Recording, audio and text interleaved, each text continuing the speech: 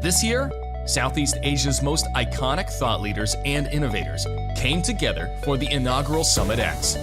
It's time for an exclusive insight into the latest development in the Web3 scene and how the metaverse, the esports scene, and venture capital play parts in this new ecosystem.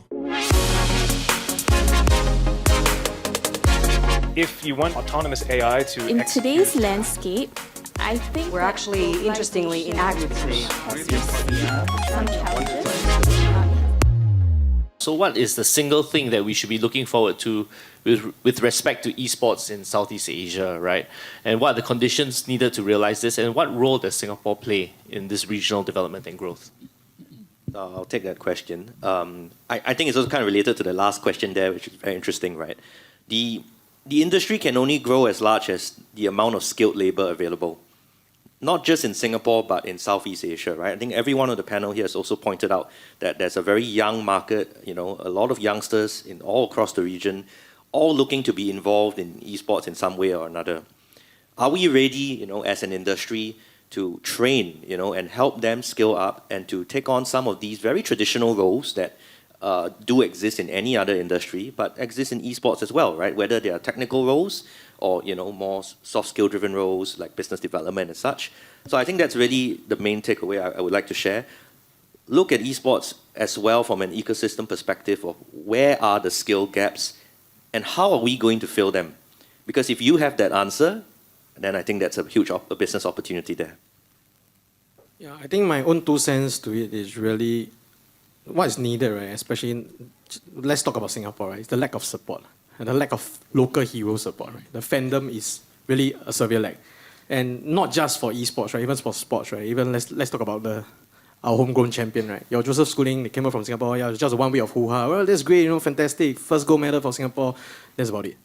Right? There isn't that sort of continuous support. And I think that relates to everything else because we are living in the economy of attention, right? Right now, attention is king. Right, be it for content creators, for brands, everybody are fighting for the attention, right? That's one of the key reasons why TikTok is skyrocketing like crazy.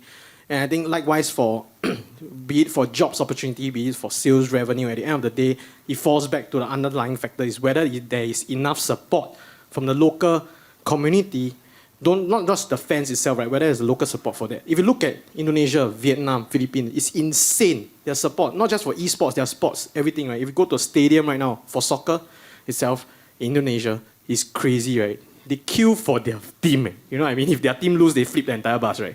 And that's insane. And even for the esports, right? I mean, Mark, you were there for the MLBB's M4 championships. Insane. Even the Minister of Tourism was there for support. I think at the end of the day, it really showcased the type of community support and the brands they're sponsoring. Is literally the entire stadium out there was filled with booths, right? Grab was in, TikTok was in, everyone's in. It's huge. Even like jewelry shop was there as well.